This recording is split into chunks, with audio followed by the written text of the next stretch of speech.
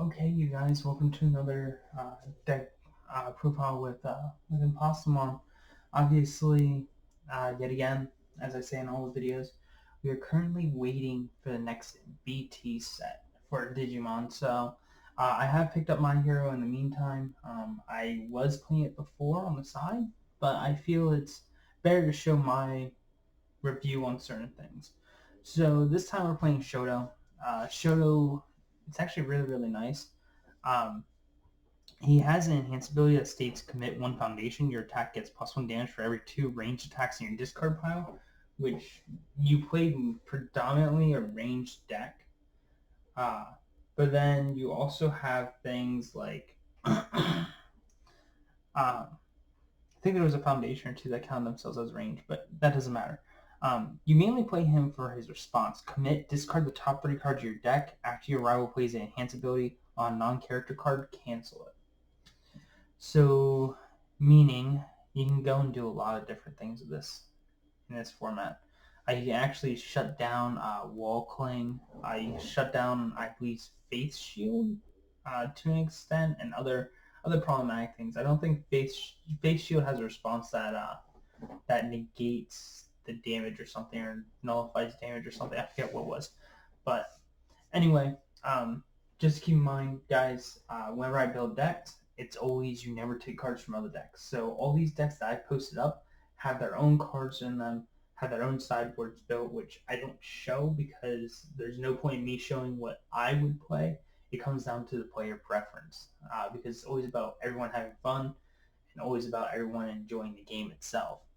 So obviously, Shoto, we are playing him on the water though. So it's the reason why we're going to be playing all these 0 drops. So first things first, we're going to play Desperate Times. Just states response, flip back your rival draws any number of cards during the combat phase. They commit 1 foundation. It's actually really good. Next, we're playing 4 copies of Gotcha. After this card is committed during the enhanced step, this attack gets +1 or -1 speed, playable while committed. I mean, it's pretty simple. I mean, we're going to commit foundations. Um,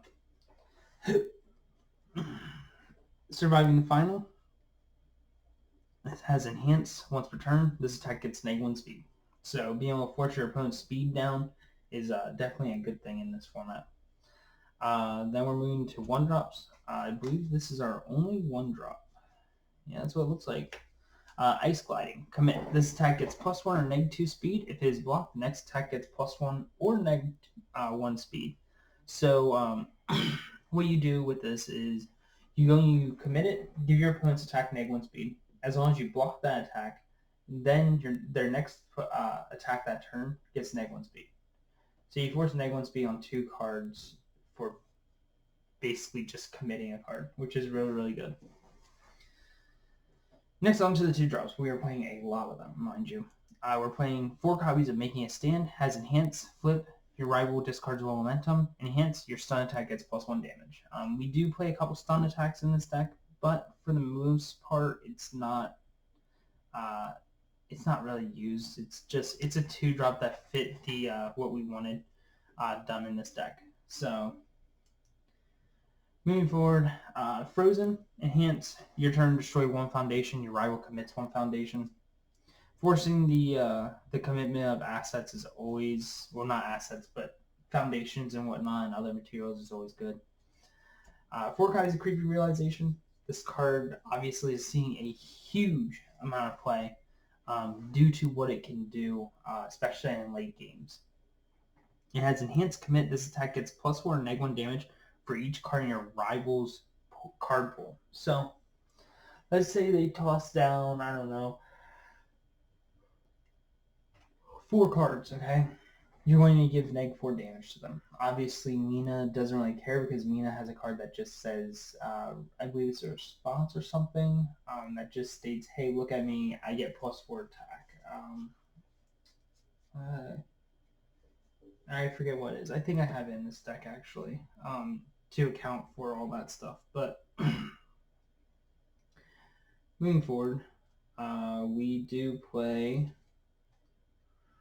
4 copies of Walkling. Flip, If this attack is blocked, it deals no damage. So even if it's partially blocked, it's still considered blocked, so it deals 0 damage. It's actually really, really good, which is surprising. Anyways, 3 copies of Face Shield. Response remove after you block with this card. This attack deals no damage. Flip this attack after it resolves. So it just forces your opponent's attack to just get face down, so they don't get anything out of it.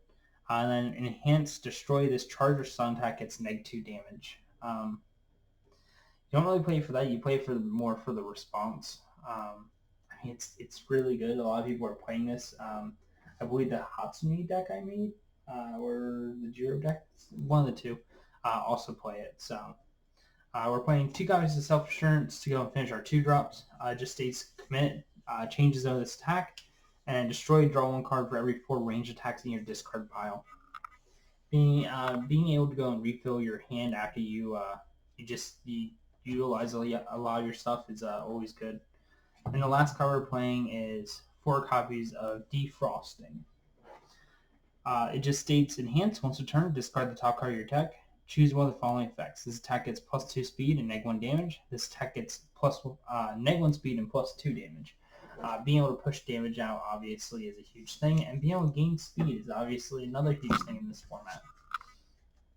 Moving forward, we are playing mainly Todoroki. I believe it's all Todoroki actually, just because Todoroki actually has a really good kit for what he does. So we do have the fire and water symbol, so we can use both the enhances on this card. It has Breaker 1, Fury, and Range. It has Fire Enhance, discard the top card of your deck. This attack gets -1 speed and +2 damage. And then it has Water Enhance. If this attack is completely blocked, it still deals 1 damage during the damage step. So sort of similar to the point of Gaga Cowboy.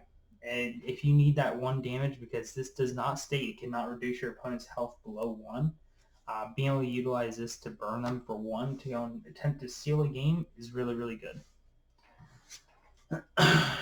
Next, we are playing 4 copies of Downward Frostspike.